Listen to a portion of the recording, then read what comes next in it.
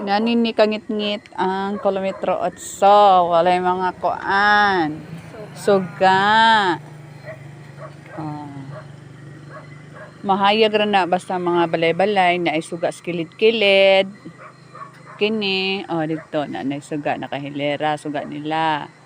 Basta na suga sa kilid-kilid pero sa poste-poste wala nga. Ngit-ngit kindalan. Mga kwarta ko, charet kanos apa. Unta mga kwarta para mabutangan ko diri suga. Kay ngit-ngit pud ni ako diri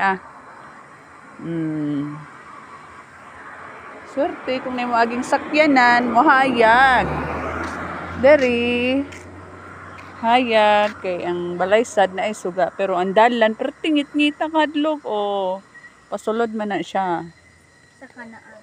Pasulod sa kanaan na perti kangit-ngit. Insa na. Sa pagkuan na. Ngit-ngit gani mutuyok ka. Diri naisiga. Dire na siga. Ni mo agi motor mo siga. Anak ko, unta sa ni. Musigag yung mata pag mo aging motor. Ngit-ngit ni sulod sila. Mutod to ngit-ngit. Ngit-ngit iladalan.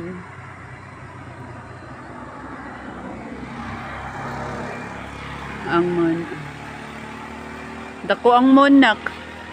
Natabunan siya sa kuan.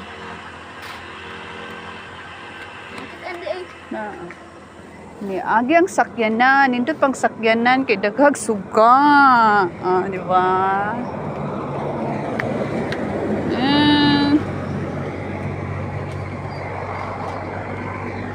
Mahayag ra siya basta na isakyanan, magdungan.